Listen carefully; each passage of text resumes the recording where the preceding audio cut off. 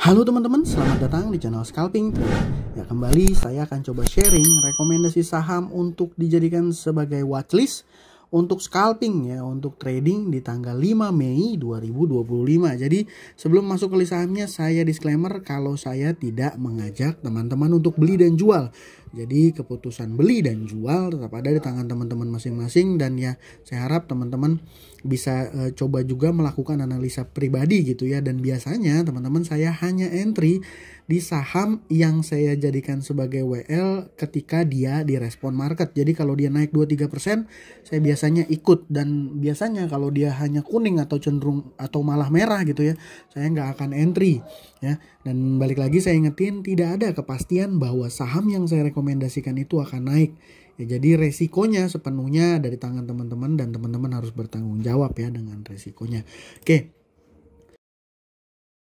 Untuk tanggal 5 Mei sama seperti sebelumnya, saya melihat tidak terlalu banyak ya yang menurut saya akan menarik ya, saham liquid yang menurut saya akan menarik. Tapi beberapa pilihan yang akan menjadi watchlist saya yaitu ada DKFT, BKSL, dan juga UNTD. Ya, DKFT ini saya ke Gocek nih teman-teman tanggal 30. Nanti saya share. UNTD ini ada sentimen dividen ya. BKSL ini ada, ya nanti kita coba bahas satu persatu lah ya. Mungkin sebelum masuk ke bahasannya satu persatu, saya sedikit review aja bahwa di tanggal 2 Mei ya, hari Jumat, saya info itu ada NICL PAMG. NICL-nya closingnya 7,6% ya, masih naik. PAMG-nya minus 10% gitu ya. SMBR-nya plus 2,7%. AISA plus 1,1%. Jadi paling dari 4 ini harusnya kalau seandainya cuan bisa kasih cuan, potensinya NICL ya teman-teman. Tapi kalau saya pribadi malah nggak entry ya dari keempat saham ini, nggak masuk kriteria saya, nggak kenceng soalnya teman-teman. Jadi soalnya, dan mungkin ya sedikit buat info ke teman-teman, NICL ini saya khawatir besok ini kena UMA ya. Saya khawatirnya itu sih.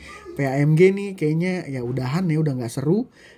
SMBR ini yang menurut saya masih ada potensi ya. SMBR masih ada potensi. Kenapa?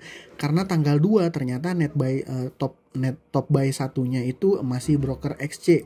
Yang kemarin saya info, saya curigai dia ini mover gitu ya. Dia pakai broker XC tuh. Gitu. Jadi ya nanti tinggal teman-teman perhatikan lagi aja gitu ya. Oke, langsung aja yang pertama ini saya punya ada DKFT ya teman-teman. DKFT kenapa sahamnya menarik? Jadi ya berdasarkan informasi nih ya dari laporan keuangan kuartal ke-1 di tahun 2025 ini, kuartal satunya itu naiknya lumayan besar ya, 138 miliar, dan ini direspon market dengan sangat luar biasa ya. Ini harusnya dia RUPS tanggal berapa ya? Belum, nggak ada masuk di sini. Ya intinya informasi bahwa laporan keuangan kuartal 1 138 miliar ini direspon market sangat luar biasa. Jadi sebelumnya itu di tanggal 30 ya. Kenapa saya di tanggal 5-nya di tanggal 2-nya nggak ngerekomen DKFT? Jadi alasannya adalah ya sehari sebelumnya di tanggal 30 April itu dia membuat candle shooting star gitu ya. Saya biasanya nggak begitu suka gitu dengan candle seperti ini karena mostly kebanyakan gitu ya.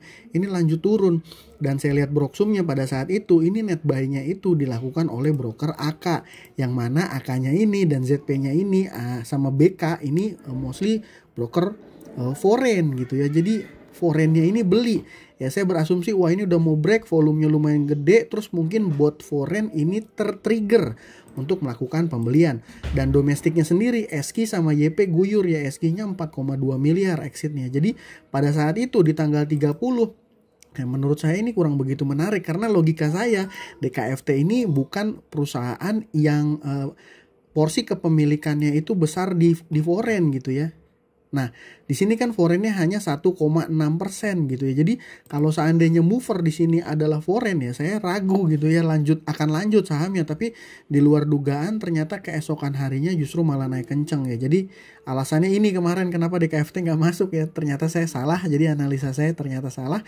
Dan DKFT ini kenceng gitu ya di tanggal 2 Mei. Dan di tanggal 2 Mei sendiri ini ya teman-teman nih, Sorry, 2 Mei. Di tanggal 2 Mei saya lihat data transaksinya ini masih so-so aja, menurut saya cenderung oke ya. Jadi kita tinggal perhatikan aja besok apakah dia lanjut naik atau enggak gitu ya. Kalau dia nggak lanjut naik atau kuning atau merah ya better nggak usah entry. Balik lagi seperti itu ya rules saya ya teman-teman. Dan BKSL ini gimana? BKSL ini ya kalau kita perhatikan dia perusahaan turnaround ya, di kuartal keempat tahun 2024 terakhir dia rugi ya, rugi bersih 10 miliar, dan di kuartal 1 2025 dia profitnya ini 842 juta. Artinya posisi perusahaan ini dari yang sebelumnya kuartal keempat sebelum tahun sebelumnya itu minus gitu ya, ini berhasil mencatatkan profit walaupun tipis. Dan biasanya saham seperti ini direspon market ya.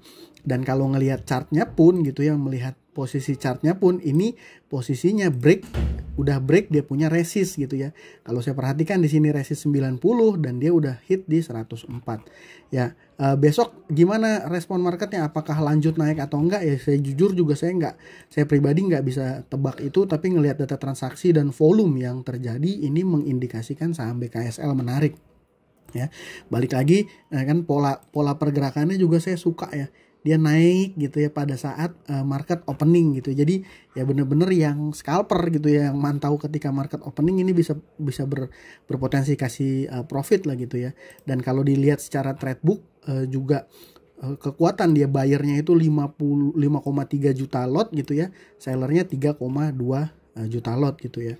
Ya memang ini sebenarnya masih bisa dikelabuhi, digocek gitu ya, dengan over yang di titik yang sama diisi terus. Tapi ya kalau ngelihat pola ini sih sebenarnya ini terlihat serius menghaka gitu ya. Jadi asumsi saya BKSL besok bisa lanjut naik. Nah, yang ketiga saya punya saham ini UNTD. Jadi UNTD ini dia RUPS kemarin tanggal 29 April. Nah, mungkin teman-teman yang ikut di RUPS UNTD ini udah tahu informasi duluan bahwa dia akan membagikan dividen sebesar Rp5 gitu ya. Yang mana kalau kita perhatikan RUPS-nya tanggal 29, dan saya yakin tanggal 29 itu ya dia udah diinformasikan bahwa akan membagikan dividen gitu ya. Jadi yang datang RUPS pastinya dapat informasi lebih awal. Dia RUPS-nya tanggal 29 sekitaran ini, terus besoknya tanggal 30. Ya tanggal 30 libur ya. Libur nggak ya? Nggak ya, masuk ya? Sorry. Tanggal 3, liburnya tanggal 1 ya. Nah ini tanggal 30-nya kenapa nggak jalan ya? Nggak gerak banyak ya, volumenya ada tapi kecil. Dan setelah itu ya dia direspon market dari yang sebelumnya closing di harga 79 ya, langsung di tanggal 2 Mei dia naik 25 poin sampai kenaikan total 31%.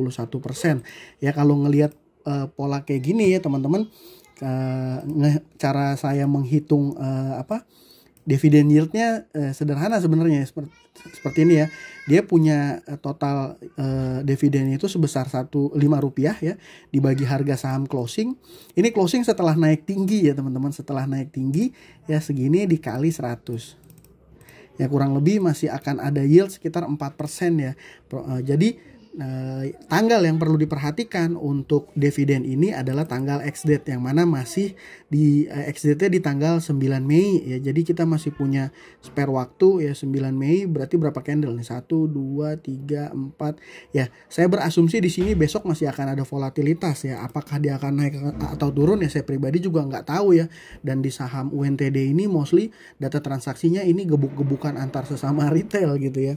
Tapi akan ada volatilitas yang saya yakin. Dan ya kita nggak tahu polanya akan seperti apa, makanya saya sederhana, kalau saya pribadi kalau nggak menarik ketika dia open ya saya nggak akan entry gitu ya. Karena jujur teman-teman, di besok tuh saya juga masih belum ketemu nih saham-saham yang menarik ya, lainnya gitu ya, yang mungkin berpotensi menarik lainnya gitu ya. Ditambah IHSG kita juga udah ada di pucuk ya, mungkin minggu depan akan rame ya di saham IPO DKHH ya teman-teman. Di saham IPO DKHH yang mana dia akan listing di tanggal 8 Mei ya. Hari Kamis ya kalau nggak salah ya, hari Kamis. Dan dia punya waran 2:1 ya. Jadi ya saya pribadi juga join ya di IPO DKHH ya.